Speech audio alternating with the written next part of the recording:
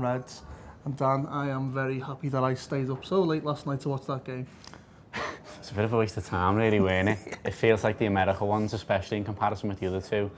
The pitches have been so bad and it's been so hot that it doesn't even really feel like you get very much worthwhile out of it in terms of fitness or like a little bit of rhythm. It was a really, really uninteresting game of football for the majority of it, wasn't it? Apart from the fact that Sevilla were treating it like a cage fight at various moments. Like I thought it was one of them games you watch when you're in like prison or something, you know, when they let them out and play footy on Christmas Day. Like a Vice documentary where like Eva Benegas, some like drug warlord in Bolivia, and has got them all playing this mad game of footy on the yard where the losers all get shivved, something like that. So if you don't like swearing, that might be the best time to turn off now, because we're going to talk about that tackle on Larouci by Yoris Nyanyo. Dan's got a degree in French, so give it a go. His surname. Yeah. I just wanted you to do that, really. Yeah. So by him, mate, your thoughts on that horrendous tackle? I was watching it like happen, like out on the stream, going, he hasn't done that though. I've just been like working from 6 o'clock and I'm dead tired, and I've invented that in my mind because of football. He hasn't just volleyed him out the ground like a fucking any human being wouldn't just go up and boot someone like that they don't know. What do they call that wall that they've got? The big green giant or something? Is that a thing in the baseball where if you knock it out the park? I thought you meant the sweet corn fella. No, he's jolly, that fella. But no, like honestly, he may as well have hit him with a baseball bat. It was absolutely mad, wasn't it? Like, I get the way that like he was being frustrated because it really was a foul. Yeah. The referee should have seen from Lovren in the build-up. That's a pre-season friendly, mate. So if you're frustrated, pull a shirt back and then have a kick off on the referee or whatever. Don't assault him. The only tackle that I can remember, well, I say tackle because it wasn't a tackle. The only sort of assault that I can remember seeing like that on a footy pitch involving Liverpool anyway was, do you remember when Basinga did it to Yossi Benayoun in front of the cop? Yeah. Absolutely stamped through the back of him. By the corner flag? Yeah, I think he got a booking. And then that meant that there could be no subsequent action because the referee had seen it. But it's one of those where you're just watching him going, lad, like, how can you take yourself seriously as a footballer if you reckon that's an alright thing to do? He apologised and everything, and I understand to an extent that, you know, it's heat of the moment and he did it because of the referee and whatever, but it's still something that, like, as a professional, if it's not a game in a prison yard, you're going, what are you playing at? I mean, Sevilla have apologised, as has the player, but it just doesn't seem enough. Like, I feel like, I don't know, like the busy should get involved or something. Neil Dochen should be doing a live vlog of his imminent court appearance. No, it does feel like there should be some sort of, like, he should get a ban of some sort, but it's obviously not in a competition. It's not really under anyone's jurisdiction. It doesn't even really count as like a FIFA recognised game, so I'm not sure that there really is anything that can happen off the back of it in a sporting sense anyway, which is really weird because it definitely should. So if someone thinks that's the right thing to do in an exhibition match on the other side of the world, then someone should be sitting down with them and going, that's a problem and you're not allowed to play for this amount of time because of it. Yeah, I totally agree. In other game news, are you giving Andy Lonergan a 5-year contract? Absolutely. Seems a laugh, doesn't he? We're talking about Alisson maybe winning the Ballon d'Or. Well, I think 2020 is the year of Andy Lonergan. You know, who'd have thought that he wasn't going to be a regular starter this time next year? I know, he could well help England win the Euros, Liverpool win the European Cup and Premier League double, and then he's got to be in the conversation. Are you sure he's English? Is he definitely English? I think so. Maybe. He looks very sort of northern industrial town. Well, that might be just because I associate him with Preston North End now, I don't know. It was a really good save though, all jokes aside, wasn't it? He was really lively to it, certainly for like a 35-year-old fella that you would expect to maybe be a bit more about like experience and leadership in the box and whatever else. His reactions were really, really quick. He was great off his line because, I mean, De Jong's like a really good player and scored loads in the Dutch division last season. He's certainly not the kind of player that would expect to miss that chance. It was a decent finish as well. It wasn't like it was a bad shot. Yeah. You did really well to save it. And I mean, the fella's just living the dream, isn't he? Imagine that a few weeks ago you were out of contract thinking, well... You just feel let go by Rochdale.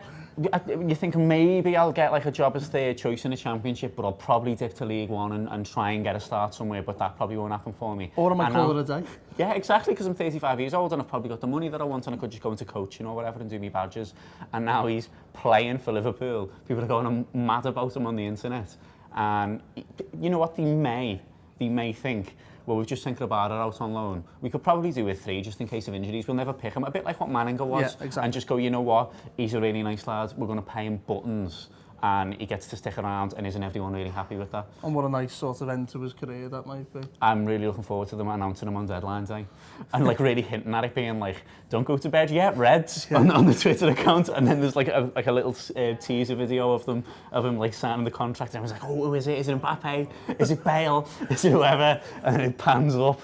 And it's Andy Lonergan wearing a pair of goalie gloves signing a contract. Yeah, what's that on his hands? Well, yeah, anyway, in more serious news, we have got lads out in the States. They've got shows out on Tour Player on the app, videos, but especially a video with Jurgen Klopp, a 20-minute special exclusive for the Anfield Wrap. Subscribe, see the video, it's fantastic, and there's a clip from that now. Everyone's watched the video of you in the 7 minutes after the final whistle, and the way you spoke to the Tottenham players, and because I'm not even going to ask what you said because you're all football professionals and you've got to offer them consolation. But you did what everyone did, which was when you looked at Jordan Henderson, you looked at me like you burst into tears, and we were doing the same thing in the stand. I think when everyone looked at Jordan Henderson as he was collapsed, that weight that he's been carrying around as Liverpool captain to get that release, and you grabbed him, and the look on your face was genuinely moving to see all that back. When you think of it now, what was going through your mind at that moment with him? Yeah, with him and Robbo's arm. Yeah, obviously between. I didn't think a lot, to be honest, in that moment. It started with the walk to Poch. That was pretty much the first moment when I really realized that we probably will win the game, because you are in the tunnel, you are like cut out everything. We scored a 2-0. I only saw in the videos after the game that Alberto Moreno just jumped in my back.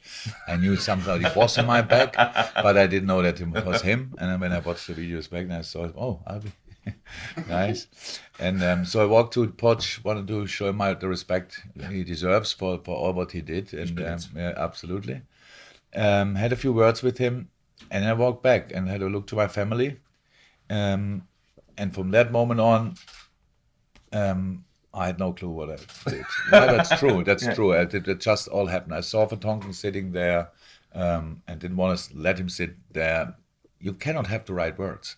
After the Kiev final, when people asked me, what did you tell the boys or Lois Karius and stuff like that, I didn't speak really, because I'm a big supporter of the thesis that if you don't know what to say, shut up. If you have nothing good to say, then please be silent. And so I had a few words for sure with Vertonghen, with all the other guys, with Heung-min, who I know for a long time, because I really felt for them. That was this strange, pervert feeling that you are constantly between and oh my God, sorry, and it's unbelievable. And it was all there, and so I was only I had this view. I saw only these guys. Just, you can see it probably. I saw the video, when I was running, and then I see Ali coming. Yeah, here. And then it was really like this, going somewhere, and then Ali's coming. It was always like, that's why I watched all the videos back. I'm sure you'll agree, a great clip there. Okay, Sadio Mane, news on the club site today was that he'll miss the Charity Shield game, which I think we all expected, but he is coming back early, Dan, and could potentially face Norwich. I think it's a real sign of his deterioration as a footballer, because I'm sure if he wanted a holiday, if he felt like he needed a longer rest, they'd have gone, that's absolutely sound, come back on the 12th, a week later, come back on the 20th even if needs be, because you've had a really long season and a really successful one as well, and we've seen the value of having them all sort of fresh and relatively rested across the course of a campaign. We didn't do an awful lot of rotation last season, but we did at the beginning, so that by the end they could all play 90 minutes every single week if we needed them.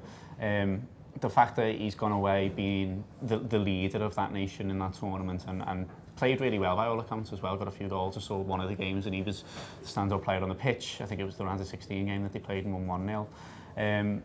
It can only help him in terms of his experience and stuff. It's brilliant that we've got really talented footballers anyway, but ones that are used to being at the top level of the elite game. For the international team as well, I think is really good, because it shows adaptability, it shows dynamism, but also it makes them better people when they come back, not just better footballers. So I'm really looking forward to him being back. It's a shame, obviously, they'll miss those like first couple of games. I imagine even if he's back, he's not going to play the Chelsea Super Cup game, for example. I think that's one where you go, don't even travel with us, lad, just stay at home and have yourself another little rest. So it's a shame that he won't possibly be there to help us win another 2 trophies, but the fact that he may well be back for the first league game is brilliant. I still don't think he'll start because we've got so many players that in theory could come in who've got minutes in the legs and have scored goals in pre-season as well with this team. So I think it's more likely that we'll see one of them against Norwich, but the fact that he's not going to miss too much football is a positive. Who would you go with against Norwich? If he's either not back or if he's back and isn't getting a start? I think I'd probably play Origi. Off the left? Yeah, I think so, yeah. And you can do a little bit with that, can't you? I think, yeah, I think so. I mean, but Brewster's done himself no harm, but I think, you know, I think Origi coming off the back of what he is coming off, and just having just even his finish last night just shows he's on cloud 9 at the moment, isn't he? You know, he didn't even think about it. He was on the turn as that ball was dropping, bang, volleys it in, fantastic finish. I don't think there's any harm in playing Origi there. You know, Mane, I think, takes us to another level, and I think you might see him on the bench or something for, if you can do it for that Norwich game. But yeah, I would go with Origi. I mean, for Mane, it's obviously been a bit of a mad season. He goes all the way in the Champions League, goes to the last day in the Premier League, and all the way in the AFCON. I mean, he's probably thinking, well, I'm desperate to get back for this because look at how well we're doing. Yeah. So, okay. The other little piece knocking around today is James Milner saying that he's struggling to get an answer whether he'll get a contract extension. I mean, looking at some of these pictures knocking around from pre-season, Dan, I reckon he's got another 10-15 years in him at least. The ones where he looks like He-Man or something. Like, I thought it was like an advert for a new Marvel film or something.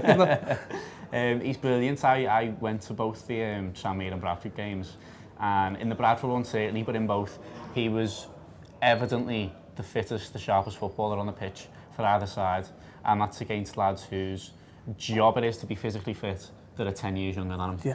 And it's incredible. He shows no sign of slowing down. I think there's a fair chance that he could be one of these footballers that, because it depends on your style of play. I think with someone like Gerrard, for example, who was all about sort of rambunctiousness, explosiveness, he was always probably going to wane a little bit earlier, because if you haven't got that sort of burst in you anymore by the time you get to 34, 35, you're not going to last that much longer, or you have to significantly change your game to be able to keep playing. Someone like Milner, where his game isn't based on that, it's based on stamina and everything, but I think he can keep his sheer fitness up. I think he could go till he's 40. I'm not saying at Liverpool till he's 40, but I think he could play at a decent level much later than what an awful lot of sort of typical central midfield players would do, because he's not based around that, you know what I mean? And you normally see this with lads who've maybe had a couple of injuries early in their career, or developed a bit later in their career where they haven't been exposed to so much football action.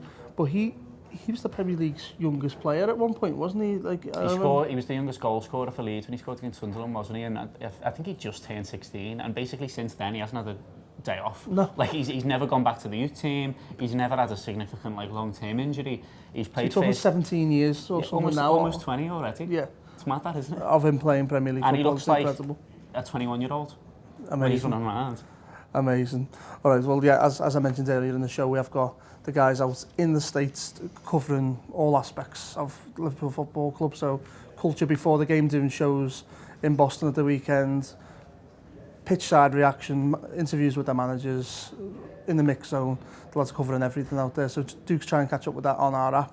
Thanks very much for Dan for coming in on this lovely Monday morning. I'll be doing the gutter today. The main show's out as well, and obviously do try and catch that with Jürgen Klopp. And we'll be back with Talking Red again tomorrow.